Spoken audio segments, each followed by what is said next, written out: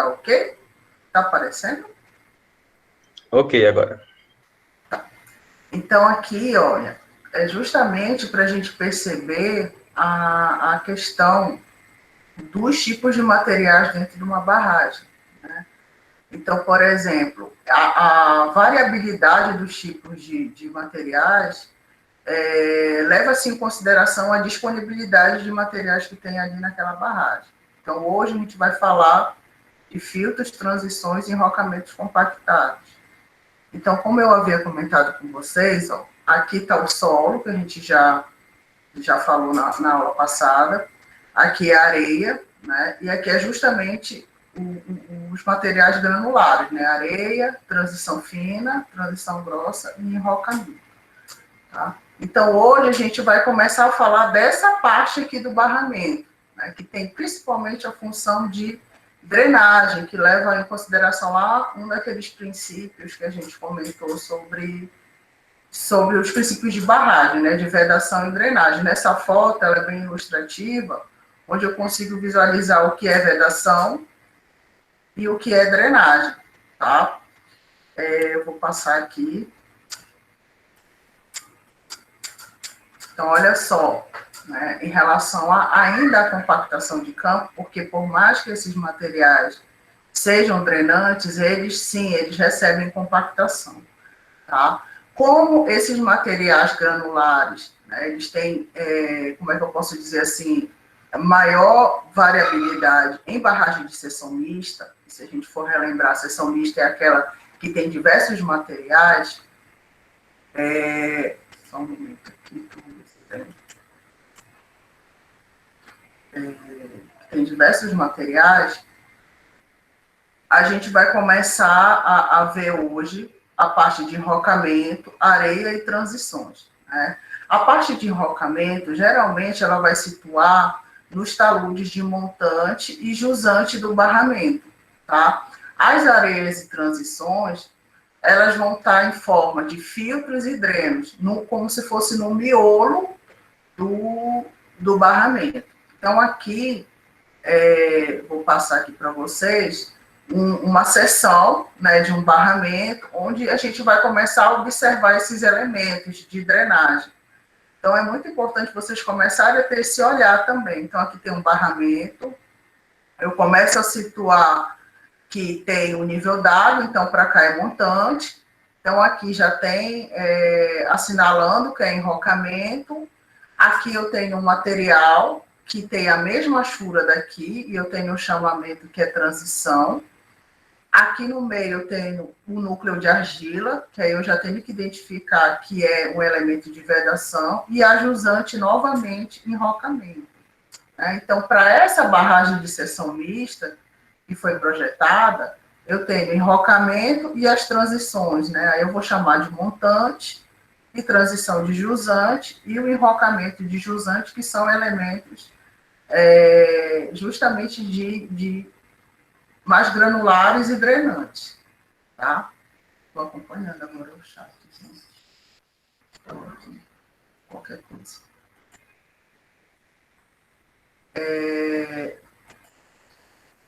Aqui é uma nova seção, né? Seção mista também. Como é que eu sei que é seção mista? Porque tem materiais tanto granulares quanto o núcleo argiloso. Eu tenho aqui essa faixa praticamente de transição, e essa transição ela tem a sua funcionalidade, que é não deixar o enrocamento em contato com o solo muito fino. Então, eu tenho essa transição aqui, que é um material intermediário em termos de granulometria. Então, por exemplo, do enrocamento para o núcleo, eu tenho essa transição de montante, do núcleo para o enrocamento de jusante, se colocou até aqui é o filtro, e bem do lado é a transição. Tá? Muito parecido com aquela foto da capa da aula.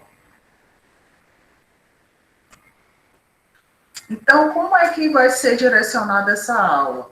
Basicamente, como é que funciona na prática, né? Existe o projeto, e quando eu falo projeto, não é só o desenho, né? Um projeto de barragem, assim como um projeto para qualquer edificação, eu tenho o projeto composto por desenhos, planta baixa, cortes, seções, detalhes.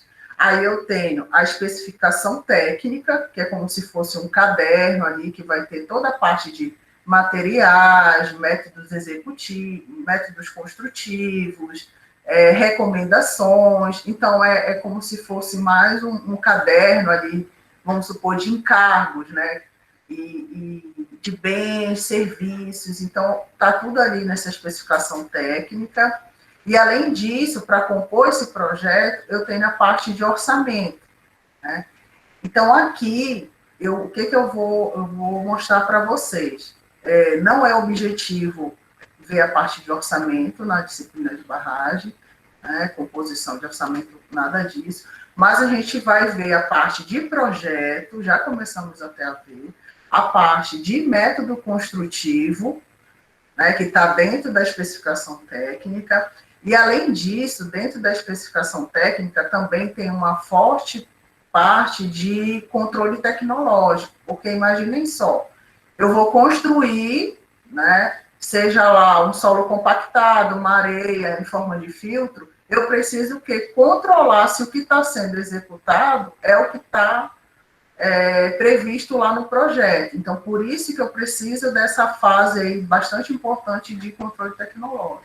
Então, a minha intenção nessa aula é apresentar como um método construtivo, porque existem vários, né? Eu vou apresentar o mais comum e a gente vai fazer uma avaliação, assim, do que é preciso de avaliar em termos de controle tecnológico para esse material.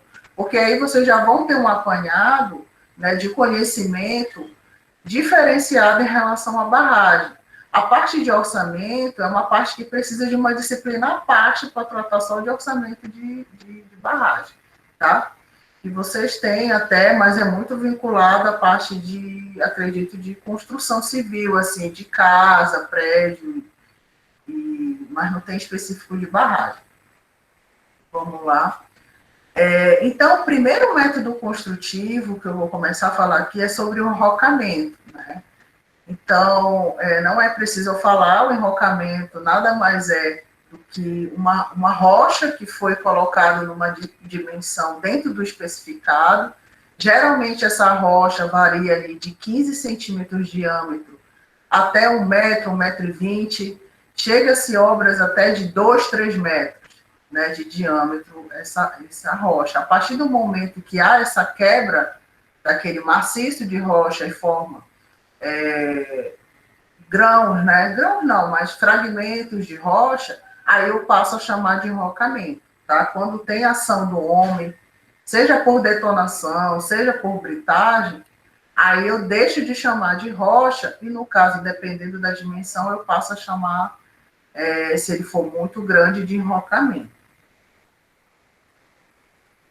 Então, aqui é justamente a parte, eu separei dentro de uma especificação técnica do barramento, a parte dos materiais, né?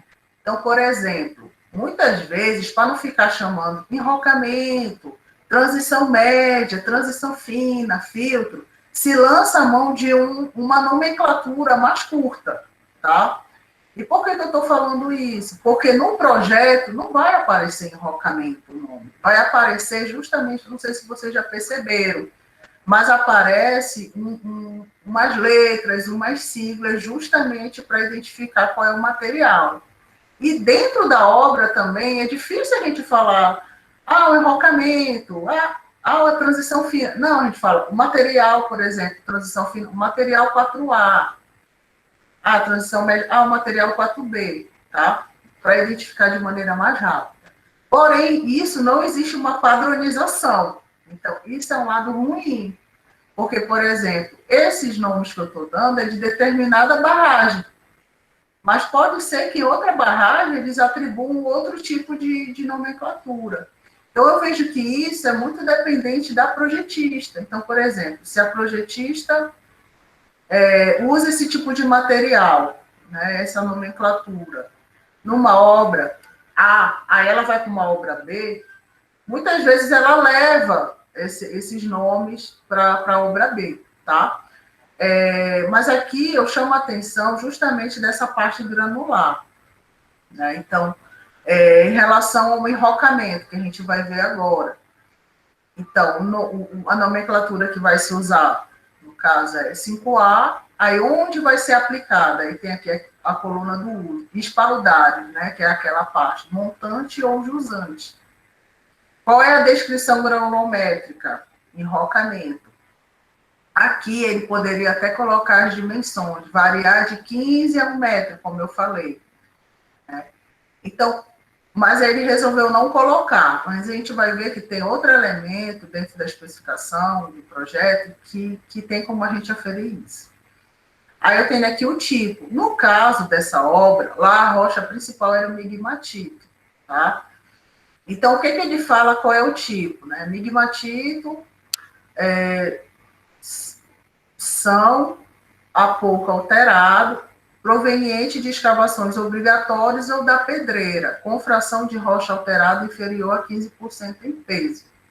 Então, aqui ele dá um direcionamento de que tipo de enrocamento eu vou poder aplicar nas barragens.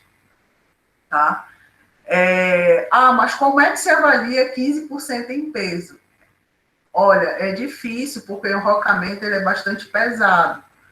Então, eu até digo que nesse primeiro momento é o aspecto visual mesmo.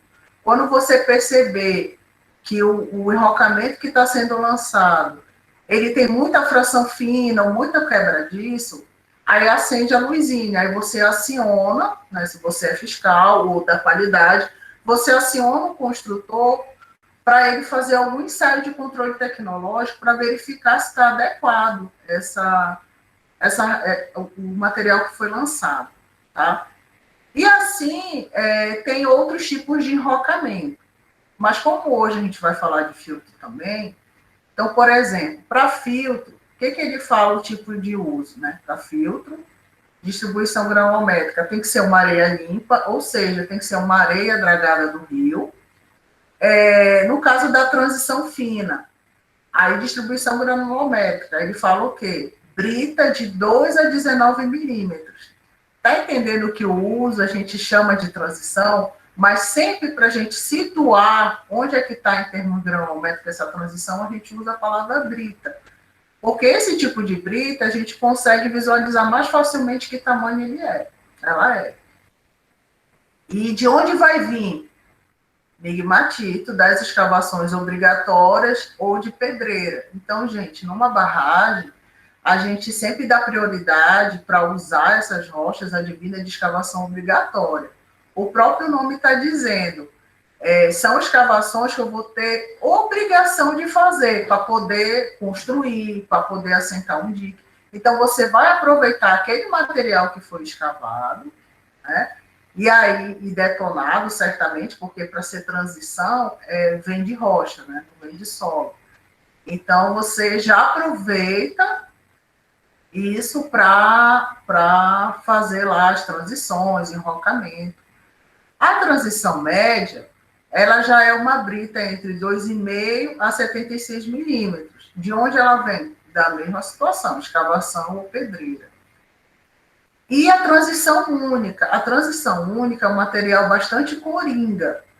Por quê? Porque ele tem uma granulometria bem distribuída, ele abrange uma faixa muito grande, imagine, de 0,074 milímetros, que é praticamente uma argila, até 150 milímetros, que é igual a 15 centímetros. Então, assim, tem uma variabilidade granulométrica muito grande. Então, muitas vezes você usa só essa transição, né, que a gente viu até em alguns projetos, para transicionar o material só com um material, né, no caso. Então, tu queres sair do enrocamento e vai para um solo, que a diferença é enorme de granulometria. Você usa só uma transição, tá? Então, ela é muito bem-vinda em obras de barragem, porque com um elemento você cumpre ali a função de transicionar os materiais.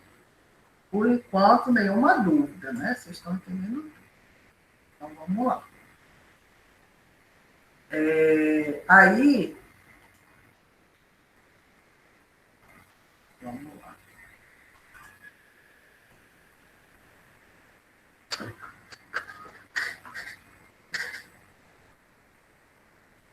Então aqui, né, é um exemplo do que seria uma escavação obrigatória. O que acontece? Aqui é uma obra de barragem, né, onde a gente consegue observar aqui o canal de fuga, né? O canal de fuga é por onde, depois que a água passar pelo conduto, pelas turbinas, ele vai extravasar. Então, esse local aqui, obrigatoriamente, eu vou ter que escavar para chegar em certa cota, né? E a partir do momento que eu chego em certa cota, eu paro essa escavação, tá? E esse material escavado, eu vou justamente utilizar para a produção de enrocamento, transições e o que tiver que produzir com a matéria-prima rocha, tá? Então, onde é que inicia, né, essa escavação obrigatória? Como eu estou falando de rocha, geralmente se inicia de detonação, né? Detonação via dinamite mesmo. Então, ali, com a perfuratriz, eu tenho um plano de fogo, né? Eu tenho um plano de fogo, onde eu vou posicionar essas bananas de dinamite aqui, tá? Para cada rocha eu vou ter um plano de fogo diferente, porque cada plano de fogo vai ter o seu espaçamento, tanto nesse sentido, quanto nesse outro aqui, quanto para baixo, tá? Para eu poder já detonar a rocha de um tamanho próximo ao que eu vou usar em barragens e diques. Depois de detonado, geralmente se forma um estoque de rocha, né? Então, aqui é um estoque proveniente daquela escavação obrigatória, e para ela não continuar lá, você coloca aqui, né, você reserva uma área grande para depositar. Por quê? Porque desse material, por exemplo, se eu estiver precisando de enrocamento, eu pego direto desse material que foi detonado na dimensão de enrocamento e lanço no dique ou na barragem. Agora, se eu quiser utilizar esse material para transição, eu tenho que levar para esse elemento aqui atrás que a gente vê, que é a central de britagem. E lá pega-se o caminhão é carregado aqui no estoque de rocha, e é levado até a central de britagem. E lá, a gente já viu, acho que na segunda aula, né, que tem esteiras específicas para a confecção de transições e para usar em diques e barragens, e eu vou ter esteiras específicas para formar as britas e, consequentemente, o concreto. Tá? Então, aqui, por exemplo, nesse projeto de seção mista, a gente começa a observar aqui os elementos, novamente, de transição e enrocamento. Então, aqui é como se fosse um reservatório, aqui é o talude de montante, então, tudo aqui, vocês lembram lá das letras? 5A é enrocamento. Aqui tem até uma chura para ajudar. Então, aqui é o enrocamento, aqui é a transição de montante. Essa transição de montante, para esse projeto e para essa obra, eles utilizaram a transição única, que é aquela que tem uma faixa granulométrica bem larga. Aí eu tenho o solo no meio fazendo o papel da vedação, e aí eu tenho o filtro, no caso, inclinado por areia, formado por areia, aí eu tenho transição fina, média e enrocamento. Então, aqui é perfeito o entendimento de transicionar os materiais, né, em termos granulométricos. Então, qual seria o método construtivo, né? Então, lá daquele estoque de rocha que eu mostrei para vocês, esse caminhão fora de estrada, geralmente é dessas marcas mais conhecidas, né, como Caterpillar, Dinapac, ele é carregado, e no local previsto em projeto, você vai lançar esse enrocamento no campo. Então, a primeira etapa, né, dentro já do barramento, é o lançamento desse material. A partir do momento que se lança, o caminhão vai embora, ele sai da praça de serviço, né? Porque esse caminhão é gigantesco, então ele só vai atrapalhar ficando aí. Então ele já volta lá para o estoque para carregar mais. A segunda etapa já trata do espalhamento via trator de esteira. Então, por exemplo, se eu estou trabalhando com enrocamento, o trator de esteira vai ter que ser mais robusto do que um trator que eu vou espalhar solo, tá? E por que isso é importante, gente? Porque isso tem que entrar na planilha lá do orçamento que a gente não vai ver aqui, mas para vocês já terem ideia, né? Ideia em relação a isso. Eu não vou poder usar o mesmo trator que eu uso para solo no enrocamento. Em último caso se usa, mas é bem mais frágil, né? O de solo do que uma rocha dura desse jeito.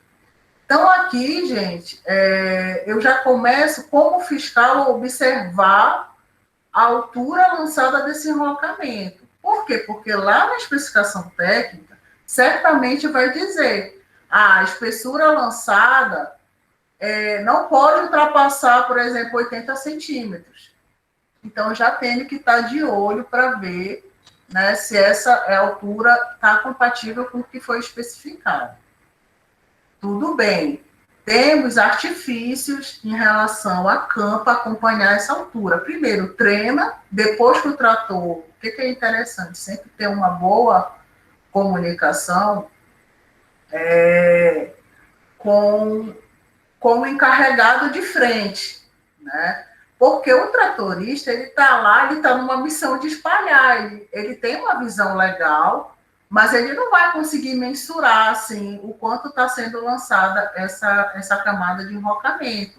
Mas o encarregado, ele está na frente de serviço. Então, se você desconfia que a camada lançada está acima, por exemplo, de 80 centímetros de altura, você pode muito bem chamar o encarregado e falar: vamos medir essa camada, porque ela está muito alta, então não vai ter boa compactação. Falar numa boa com ele, tá? Existem outros artifícios também de ter o que a gente chama de cruzeta, né? Que é como se fosse um gabarito de altura. Então, já faz como se fosse um pedestal assim, de 80 centímetros. Eu estou citando aqui 80, né? Então, você projeta essa cruzeta bem em frente ao lançamento, como se fosse um referencial para você perceber, está muito mais elevada do que a cruzeta. Então, por exemplo, na especificação técnica dessa obra em específico, tinha na especificação lá bem claro que obrigatoriamente deveria usar cruzetas. Então, você como fiscal, se não tem cruzeta, você pode exigir, já que está na especificação técnica. O que eu vejo também é a questão de bom senso. Se naquele momento você está vendo que tem um outro acessório que pode vir ajudar a melhorar a produtividade, é interessante você trocar ideia também com o construtor, tá? Porque geralmente eu vejo que não é assim mal visto. É um pouco quando vai encarecer muito o processo produtivo, mas eu acho ele bem aberto em relação a isso. A partir daí, a gente vem para a parte de compactação, né? E aqui eu abro um parêntese para só deixar bem claro no caso do rolo compactador, né? Primeiro, o rolo compactador, se a gente for perceber, esse tambor aqui do rolo, ele não tem patas, né? Eles não têm aquelas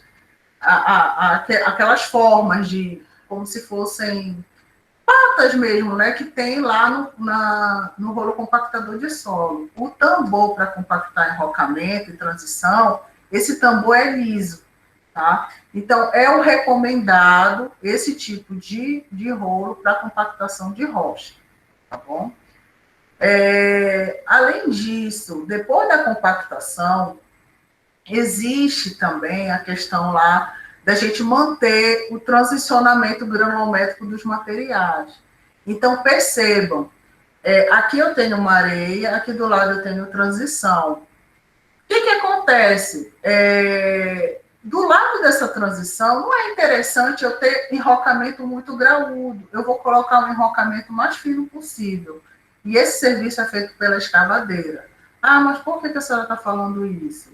Porque esse serviço ele tem que entrar lá no orçamento que você vai fazer de equipamento, tá? Porque tem que disponibilizar sempre uma escavadeira para ficar fazendo esse serviço, porque não dá para retirar essa pedra com a mão, né? Esse enrocamento com a mão, tá? E aí, a partir do momento que se há a entrega, né, desse produto final, que é o enrocamento compactado, a gente também tem que verificar em termos de controle tecnológico.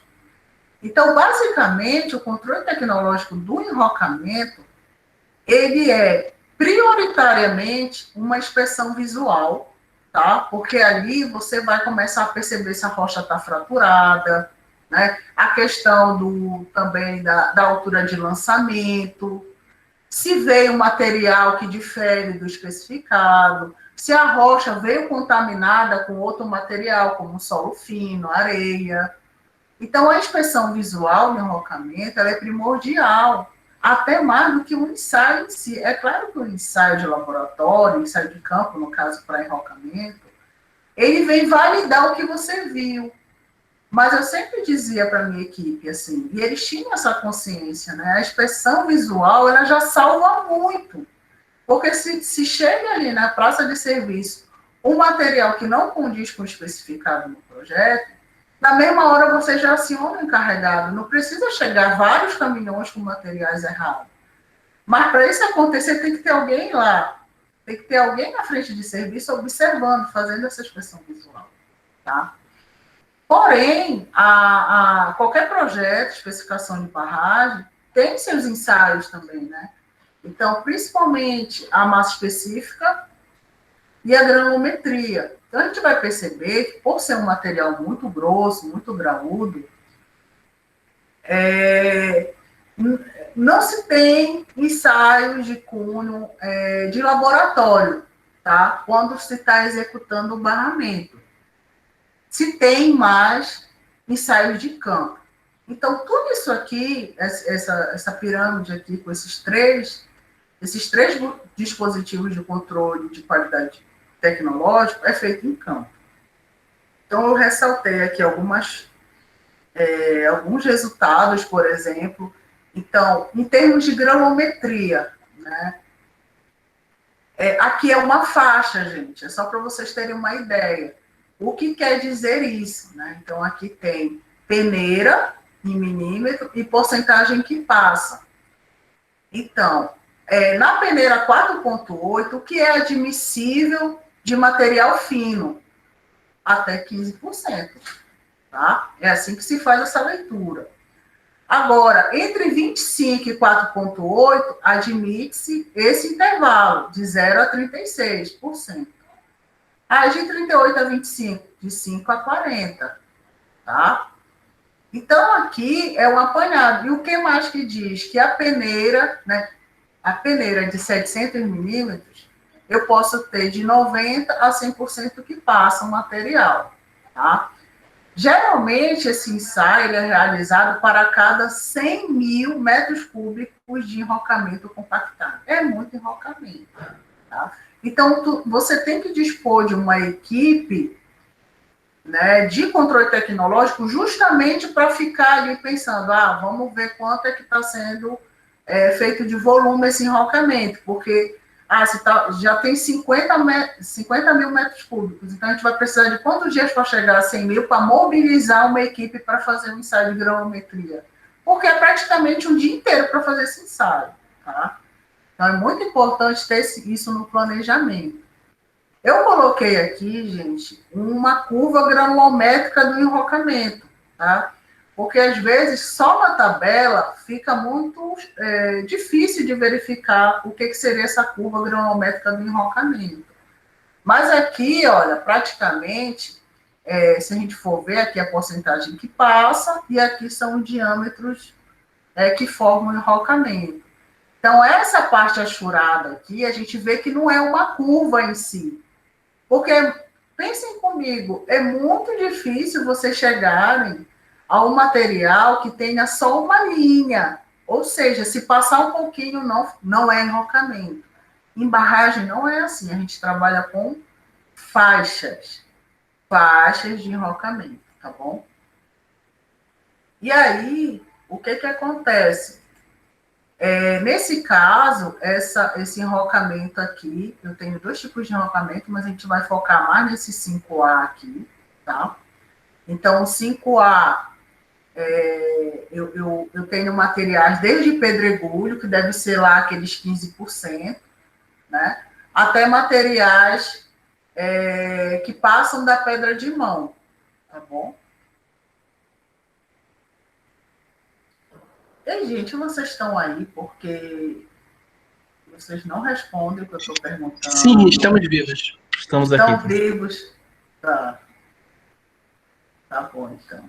Vocês não estão falando nada. Tá difícil? Né, tô tomando café e tá difícil falar com a boca cheia de café. Ah, entendi. Qualquer coisa, perguntem, tá? Porque é muito ruim ficar falando, eu não sei nem o que está passando na cabeça de vocês, tá? Se vocês estão viajando, se vocês estão entendendo. Mas vamos seguir, então. Então, aqui é como se fosse um produto do controle tecnológico. Tá? Isso aqui tem que ser feito, tem que ser brigado para ser feito. Tá, aqui é um ensaio. O que acontece? Como é um ensaio que demanda muito de pessoas para fazer, porque imaginem, né, gente, isso é uma rocha, então é tudo muito pesado. Então, criou-se, né, uma norma para determinar a massa específica in situ, que eu já consigo fazer o ensaio de granulometria junto com a massa específica. Então, é interessante eu estar no quadro, mas não estou. Mas vamos entender, massa específica nada mais é do que o peso sobre o volume, né? A massa ali do enrocamento sobre o volume. E aí, lança-se mão dessa metodologia aqui de ensaio, que a gente chama de ensaio de membrana. Se vocês observarem, tem um gabarito aqui, né, de ferro. Esse gabarito, ele é oco, tá? É como se fosse uma moldura, tá? Aí, eles posicionam essa moldura em cima do enrocamento, né, que vai ser ensaiado. Aí, eles colocam essa membrana plástica, tá? Aí, vocês estão vendo que ele está vertendo uma água aqui, que é um tambor que está... ele é um tambor que está... Como é que eu posso dizer? Oh, meu Deus. Ele sabe qual é o volume de água que tem nesse tambor, tá? E aí eu vou pedir para vocês guardar esse volume. Vamos chamar de V1. Tá bom? Então, eles vão encher esse gabarito aqui até transbordar. Tá? Porque aí eles vão ter o volume, já que eu vou falar, que a gente vai usar esse volume. Então, eles vão verter essa água até transbordar. Beleza. Eles vão saber quanto foi esse volume, porque eles mediram lá em laboratório esse volume de água. Tudo bem? Aí, ó, tá aqui o gabarito, ó, que eu falei para vocês, né? Eles posicionam a membrana aqui e estão vertendo água. Aí, olha só como eles têm o controle aqui, tudinho, do peso e volume da água. Mas a gente vai voltar para cá. Depois que eles verterem, eles vão tirar essa membrana com água, porque não vai mais, nesse momento, não vai mais precisar, não vai mais servir. E aí, gente, vem o trabalho braçal. Qual é o trabalho braçal? Eles tiram a membrana, tá vendo que eles foram jogar água fora. Eles vão começar a tirar o material que está aqui dentro desse gabarito, um por um, tá? E vão pesar. Aí vocês estão vendo que tem uma lona preta aqui. Então, tem uma equipe que vai ser responsável em retirar esse material. Tem uma equipe que vai ser responsável em pesar. E tem uma equipe que vai ser responsável em espalhar esse material para fazer a granulometria. É uma onda doida. Tá? Então, eu não sei se eu tenho uma... Não tenho mais foto, então eu vou ter que explicar o resto do ensaio. Então, o que acontece? Vai se retirando esse material até cerca, justamente para compreender, como se fosse uma camada, né, de enrocamento. Então, pelo menos ali uns 60 centímetros de altura. E eu vou pesando esse material. Vou pesando, pesando, pesando. Aí não vai ficar uma cavidade, né? Porque eu retirei esse material. Aí eu vou voltar com a membrana, tá? Eu vou voltar com a membrana aqui dentro desse gabarito. E vou fazer o quê? Encher de água de novo, né? Com outra água, com outro desse daqui, bombona. Vocês lembram que eu falei para vocês guardarem aquele volume primeiro? Né? Então, guardem lá o V1. Aí, acabou, já tiraram, já tiraram toda a rocha, já colocaram a membrana, colocaram água, acharam esse volume V2, que é justamente o volume de água, né, que foi necessário novamente para transbordar, tá? E aí, se eu subtrair, não sei se vocês estão acompanhando, se eu subtrair o V2, né, que é esse volume da cava, menos o V1, eu vou ter justamente o volume que aquele enrocamento estava ocupando. E aí eu não pesei todos esses enrocamentos? Eu pesei. Então, vou pegar esse valor, a somatória desse peso, todo desses enrocamentos, e vou dividir pelo esse volume final, que é o V2 menos o V1. E aí eu vou ter a massa específica. Tá? Essa massa específica, para esse caso aqui, ela tinha que dar o quê? Mínima, 2,1 toneladas por metro cúbico. Então, entendam, se eu peso, eu vou ter em tonelada. E o volume vai ser em metro cúbico. Tá? Então, para esse enrocamento dessa obra, a densidade tinha que dar essa. Para outra obra, vai estar na sua especificação técnica. E aí eu consigo fazer a massa específica a massa específica e a granulometria, tá? Em relação ao enrocamento, vocês têm alguma dúvida? Eu sei que, assim, o ensaio ele não é difícil, né? Mas ele é trabalhoso, esse tipo de ensaio. Então, finalizando essa parte do enrocamento, eu vou ponderar algumas coisas assim do aspecto prático do engenheiro de campo, né? Primeiro, a valorização da... Oi. Agora, eu não entendi qual o papel como é que entra a água nesse processo para descobrir o peso, o peso específico do material. Tá. A água, ela só é uma ferramenta para você descobrir o volume. Ela não, como é que eu digo assim, ela é só uma ferramenta facilitadora para você descobrir o volume que ocupa o enrocamento. Praticamente é isso, ela não tem interferência na densidade, no cálculo. Né? Porque imaginem, como o material é drenante, depois que você vai retirando esse material, você tem que voltar de novo com a membrana para cá.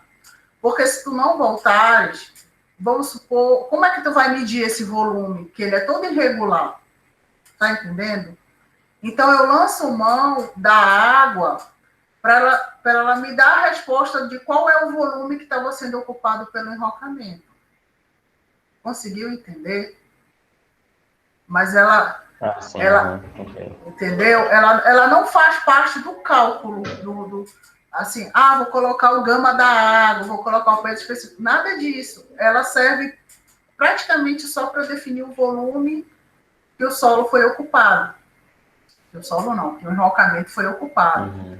Esse mesmo ensaio, ele é feito em areia também, nos filtros. E a dinâmica é a mesma. Eu uso a água só para descobrir o volume. O volume, no caso, da areia, tá? Tá. E aí, a questão da valorização, né? Dessa inspeção visual. Então, o que se recomenda? Você está andando de carro, faz a inspeção visual. Você desce da barragem, que é o mais indicado para ver, faz a inspeção visual. Você já vai estar prevenindo muita coisa. Outra vamos dizer assim, recomendação que eu dou a vocês. Sempre tenham câmera e treina. Porque, assim, se você observa alguma coisa que está contrária às especificações, e você chegar numa reunião e falar que você acha que o enrocamento não está na granulometria correta, que você acha que a camada lançada não é de 70 centímetros. Olha só, primeiro você vai usar o verbo achar, porque você não tem como provar, então aí a tua credibilidade já vai para o espaço, né? E você não tem nenhuma evidência objetiva. Então, assim, vai para qualquer lugar, leva a câmera. Hoje em dia a gente tem um celular que ajuda muito, né? E a treina. Algo também interessante que eu vejo é sempre ter uma certa... Às vezes a treina, você não consegue enxergar o valor que está lá. Então, tenta tirar uma foto mais ampla, né? E é bom também sempre ter um gabarito, ter uma pessoa ali do lado, para a pessoa entender, a que vai ver o relatório, seu relatório de não conformidade, por exemplo, entender que aquilo realmente está não conforme com o projeto, né? Então, capriche nessa parte de provar que algo está errado. Se realmente tiver, ninguém vai criar relatório, inventar dados, nada disso. Mas não dá para ser de qualquer jeito, gente, porque a briga é feia. E aí, a briga sendo feia, você tem, tipo, igual advogado mesmo, tentar ao máximo as provas para provar que realmente o serviço foi, enfim, executado de maneira errada, que o material colocado não foi o material especificado, tá? E diante disso, verificar a granulometria visual, né, de forma visual, se tem segregação. O que quer dizer segregação? Tem uma parte ali da barragem que tem muito material grosso de enrocamento, a outra está muito fina, então isso não é legal. O legal é estar tudo homogêneo, o mais homogêneo possível. Outra coisa também, a questão da presença de materiais sem características requeridas. Isso em enrocamento acontece muito, gente. Por quê? Porque às vezes vem pedaço de madeira, pedaço de planta, solo no meio, areia. Então, assim, lá na especificação não diz que pode ter madeira, pode ter solo, pode ter sujeira. Então, se você não olhar, você não vai identificar que tem material não conforme, tá? Outra coisa, atenção na granulometria dos enrocamentos junto às transições. Então, se a gente for parar para ver, o enrocamento é gigante, a transição é tamanho de brita. Eu não posso querer colocar junto a essa transição um enrocamento muito grosso. Então, tem que ter esse rigor, né? E uma maneira também tranquila de conversar com o encarregado, que o enrocamento junto à transição é o enrocamento dele mais fino que ele tiver, para justamente manter a transição granulométrica. E o último ponto que eu comento, devem ter outros, mas esses, na minha visão, são os principais, é a questão do engaiolamento. E é esse nome mesmo, tá? Então, se a gente for lembrar da gaiola, é um local vazio, né? No máximo tem um passarinho lá dentro, se a gente estiver falando de pássaro. Então, no enrocamento é da mesma maneira. Se você trabalha com enrocamento só com uma faixa granulométrica, ou seja, muito graúda, você vai ter muitos vazios. É justamente fazendo alusão com a gaiola, que é esse espaço vazio. Isso é ruim. Né? É ruim por quê? Porque eu vou ter passagem de água numa vazão muito elevada nesse tipo de enrocamento, que é algo que eu não quero. Tá? É ruim porque vai mexer com a densidade do enrocamento. Então, lá naquele ensaio de massa específica, certamente, se eu tenho um local onde eu tenho muito engaiolamento, essa densidade não vai bater. Tá? E aí, eu acho que tem algumas fotos aqui que eu tirei, justamente dessas inspeções visuais. Eu não precisei fazer ensaio, e a minha equipe não precisou fazer ensaio, para identificar algumas coisas que estavam não conformes. Só que a gente só consegue provar, né, né, e pedir melhoramento no processo executivo, retirada mesmo de camada, se a gente fizer um relatório provando a evidência objetiva de que algo está errado. Então, nesse caso, eu tenho um enrocamento aqui e começaram a lançar bloco de rocha que não condiz com a dimensão especificada no projeto. Tá? Então, eu fui lá, medi, peguei uma amostra grande, medi, percebi que com o lançamento dessas rochas, ficaram, olha, as gaiolas que eu falo, são espaços muito vazios. Me digam, como um rolo compactador vai conseguir compactar isso aqui? Ele vai virar? Ele não vai ter nem trabalhabilidade. E isso, gente, tem que ser muito rápido de agir, né? Porque senão vem outra camada em cima. Então, eu pensava muito nisso. Então, o engenheiro, ele tem esse papel também, de deixar a equipe dele livre, no sentido de fazer o serviço dela. E de ter o time de avisar, no caso, o líder dessa equipe. No caso, é o engenheiro. E o engenheiro pode falar, legal, tá, depois eu resolvo isso. Não tem depois em barragem, entendeu? Não tem. É pegar as fotos e ir lá, tá dando um BO? Então, já recebi uma ligação, olha, tá com BO aqui na barragem tal. Já pegava o meu carro e ia lá, a não sei que eu estivesse em reunião ou outra coisa muito importante, já ia lá. Se não desse para ir, já falava, tira as fotos daquele jeito que eu gosto, amplo, em detalhe, já traz aqui, eu já descarrego, já me manda pelo WhatsApp, eu já descarrego e já faço o relatório. Então, isso tem que ser ágil, tá? Aqui, olha, outra situação, blocos muito graúdos junto à transição e solo. Então, isso é não conformidade. Então, tem que fazer o quanto antes. Presença de gaiolas. Então, aqui, por exemplo, não tinha ninguém para me ajudar a ver a parte, desculpa, da escala. Aí eu fui e coloquei uma pasta. Por quê? Porque a pasta é um acessório conhecido. Todo mundo sabe que tamanho é a pasta. Então, aí eu já...